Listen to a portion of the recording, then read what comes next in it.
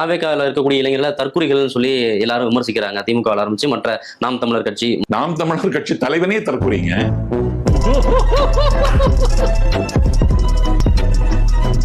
இனிமே இந்த மாதிரி அர்ச்சனைகள்லாம் வந்து தொடர்ந்து தமிழ்நாட்டு அரசியல வெடிக்க போது. தமிழக வெற்றி கழகத்திற்கு அண்ணன் நான்கில் சம்பத் அவர்களை அன்புடன் வரவேற்கிறது சமூக ஊடக பிரிவு. ரொம்ப ரொம்ப மகிழ்ச்சின நீங்க வந்தது. ஏன்னா நிறைய பேர் பேசிட்டு இருந்தாங்க, இல்ல அவர் திமுக ஆதரவா பேச போறாரு, இல்ல திரும்ப அவர் அதிமுக போறான்னு சொல்லிட்டு இருக்கும்போது, நாளைய தமிழகம், நாளைய எதிர்காலம் நம் தலைவர் தான், நம் தளபதி தான், நம் தளபதி விஜய் தான் சொல்லி ஒரு முடிவு எடுத்து வந்தது. எனக்கு பர்சனலா எனக்கு ரொம்ப சந்தோஷம். ஏன்னா உங்களோட நிறைய மேடை பேச்சுகள் நான் பார்த்திருக்கேன். இலக்கியவாதி, திராவிட சிந்தனையாளர், இப்படி நிறைய விஷயங்களை மேடை பேச்சாளர் சொல்லி உங்களோட அந்த சாதனைகள், வரலாற்று சாதனைகள், உங்களோட மேடை ஸ்பீச்சுக்கு நான் ஒரு ரசிகன். ஏன்னா நீங்க வைகோ மேடையில இருந்து பேசுறதுல இருந்து நான் உங்களை ஃபாலோ பண்ணிட்டு வந்துட்டு இருக்கேன். உங்களை மாதிரி அனுபவசாலி, தமிழ்நாடு முழுக்க சுற்றுப்பயணம் பண்ணி தேர்தல் பிரச்சாரத்தை பரப்புரை செய்த ஒரு அனுபவம் வாய்ந்த ஒரு ஆள் வந்து தமிழக வெற்றி கழகத்துக்கு இணைஞ்சது வந்து ரொம்ப மகிழ்ச்சி. இப்போ நீங்க வந்தது ஒரு கூட்டத்துக்கு மிகப்பெரிய பயம். ஏன்னா நீங்க அந்த வீடியோவோட ஸ்டார்டிங்லேயே பார்த்திருப்பீங்க, தலைவனே தற்கொலை தானங்க. அதாவது எந்த ஒரு அலம்பல் இல்லாம, டென்ஷன் இல்லாம, லெஃப்ட் ஹேண்ட்ல கூலா ஹேண்டில் பண்றதுல அண்ணனை வந்து அடிச்சுக்கவே முடியாது. அப்படி போற போக்குல சர்க்காஸ்டிக்கா அடிச்சுட்டு போயிட்டே இருப்பாரு. இவனுக்கு பழைய வரலாற்று விஷயங்கள்லாம் நாங்க அப்படி பண்ணோம் இப்படி பண்ணலாம் உருட்டுவாங்க. ஆனா அவருக்கு உண்மையாலே வரலாறு தெரிஞ்சிருக்கும். வரலாறு தெரிஞ்சு பேசுற ஒரு மனுஷன்,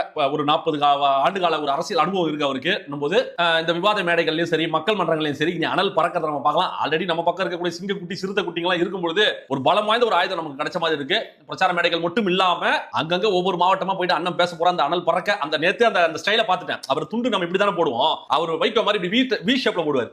அப்படி போட்டுட்டு அப்படி இப்படி பிடிப்பாரு, அப்படி வைக்க அப்படி பிடிச்சிட்டு பேசுவார், அப்படி தூக்கி போட்டு அந்த ஸ்டைல் அண்ணன் கிட்ட பார்த்தா அந்த தோணி வந்துருச்சு. அந்த பழைய வீரம் அண்ணனை சந்திச்சதோட அந்த அனுபவத்தெல்லாம் நேத்து காணொலியில அவர் வந்து ஷேர் பண்ணியிருந்தாரு. தளபதி சொல்லியிருக்காரு, என்னன்னு அண்ணன் நான் அவங்களோட மிகப்பெரிய ஃபேன் சொல்லி அண்ணன் வந்து நாஞ்சில் அண்ணனை பார்த்து பாராட்டினது, புகழ்ந்ததை பத்தி அவர் ஷேர் பண்ணியிருந்தாரு. யூடியூப் ஊடகத்துக்கு கொடுத்த பேட்டியில அவர் வந்து அவரோட மகிழ்ச்சியை தெரிவிச்சிருந்தாரு. ஏன் நீங்க தமிழக வெற்றி கழகத்துக்கு வந்தீங்கன்னு கேட்கும்போது, நாளைய எதிர்காலம் விஜய், மக்கள் நம்பிக்கை விஜய், இளைஞர்களின் நம்பிக்கை விஜய், அவர் வந்து அண்ணாவையும் எம்ஜிஆர் அவர்களையும் முன்னிறுத்துறாரு.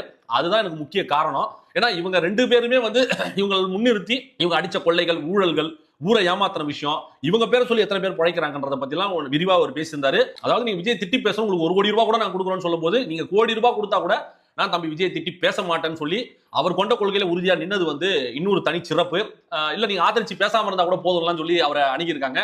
இல்ல ஒரு மாற்று சக்தி, ஒரு மக்களுக்கான சக்தி, ஒரு ஒரு வேற மாதிரியான ஒரு அரசியல் தமிழ்நாட்டில் வந்து முளைச்சி வரது ஆரோக்கியமான ஒரு விஷயமா நான் பாக்குறேன். புதுசா வர சக்தியை நம்ம வந்து ஆரம்பத்திலே கிள்ளி எறியறது வந்து அது நியாயமான விஷயமா படாது. புதுசா வரவருக்கு வந்து நம்ம ஆதரவு தெரிவிக்கணும். அதுவும் அவர் கரெக்டான கொள்கையோட, கரெக்டான சித்தாந்தத்தோட, சரியான கோட்பாடோட அவர் வந்து இந்த தமிழ்நாடு அரசியல்ல வந்து காலடி பதிச்சிருக்காரு. அவருக்கு ஆதரவு எண்ணிக்கும் இருக்குன்றதெல்லாம் வந்து ரொம்ப அழகா தெளிவா வந்து நாஞ்சில் அண்ணன் வந்து பல பேட்டிகளை இப்ப தொடர்ந்து கொடுத்துக்கிட்டு வராரு. செம்பட்டு அடி அடிச்சுக்கிட்டு இருக்காரு. அவர் வந்து ஒரு ஃப்ரீ ஹேண்ட், அவரை கட்டுப்படுத்தலாம் முடியாது.